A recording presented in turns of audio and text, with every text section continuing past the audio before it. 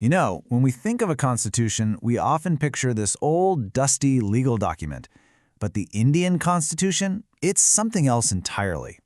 It's really a blueprint for one of the most ambitious social experiments in history, a massive, complex balancing act designed to hold together one of the most diverse nations on Earth.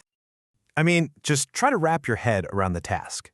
You've got to write the rule book for a nation of over 1 billion people, a place with hundreds of languages and just about every major world religion you can think of. So how on earth do you create a single national identity without completely crushing all the vibrant, diverse cultures that make the country what it is?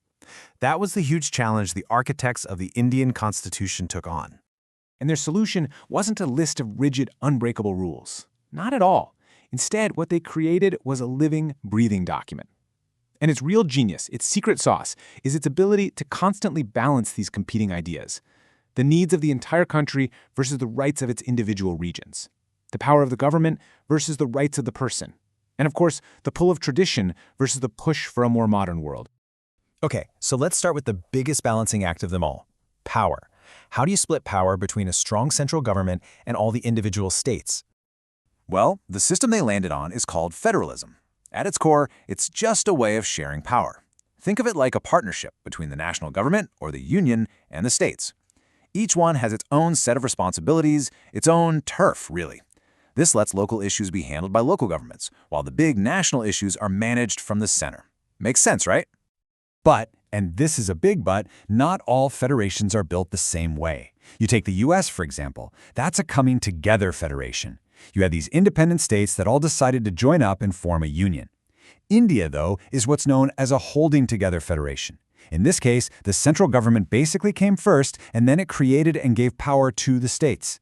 This difference is super important because it gives the central government in India a little more muscle, which you can imagine is pretty crucial for holding such a diverse country together.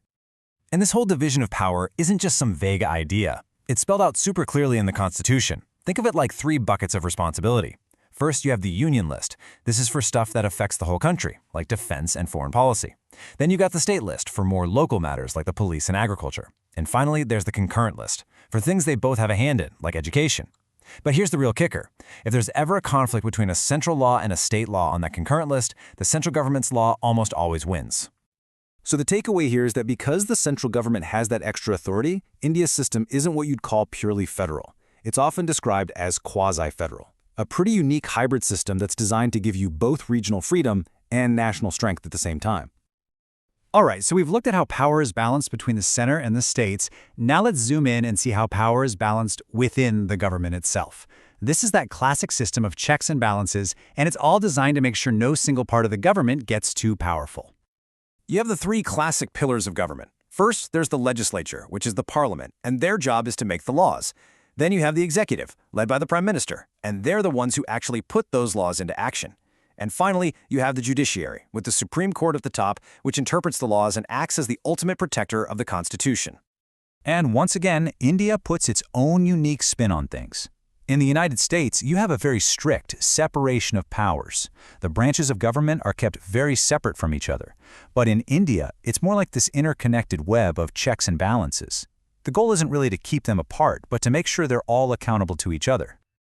So here's how that works in the real world. The judiciary has this incredible power called judicial review, which means it can actually strike down laws made by the legislature if they violate the Constitution. Meanwhile, the legislature keeps the executive in check because it controls the money, it has to approve the budget, and it has the power to impeach officials. And to complete the circle, the executive gets to appoint the judges for the high courts. It's this continuous loop of oversight that makes sure no single branch can just run the whole show. Now this brings us to what might just be the most delicate and important balancing act of all. How do you manage the countless social, cultural, and religious identities of the Indian people?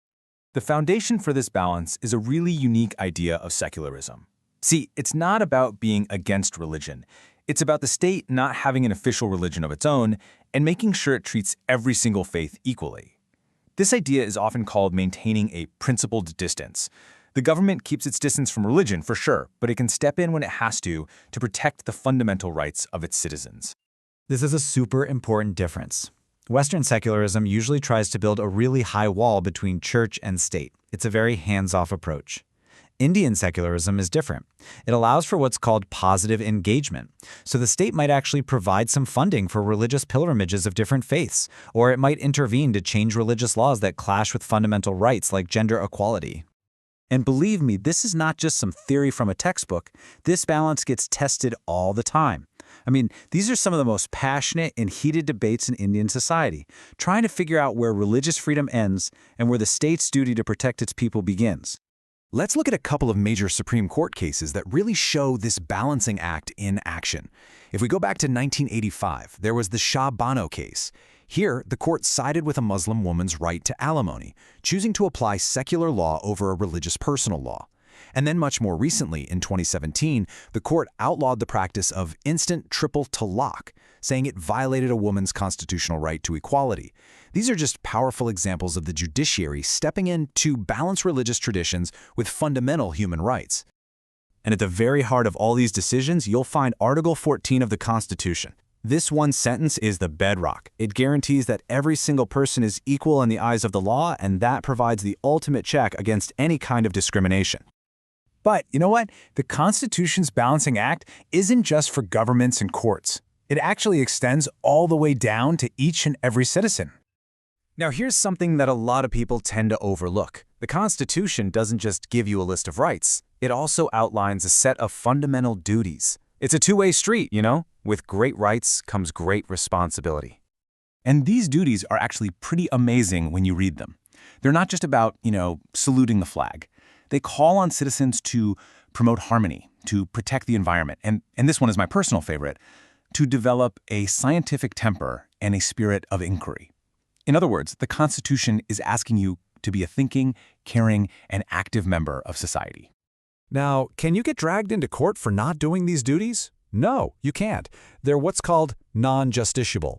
But what they do is serve as a kind of moral compass, a constant reminder that being a citizen isn't just about what you can demand from the state, but it's also about what you can contribute back to your community and your country.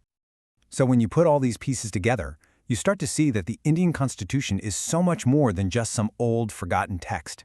It's a living, breathing, evolving document. It's the script for a continuous, really complex, and absolutely vital performance, the Great Indian Balancing Act.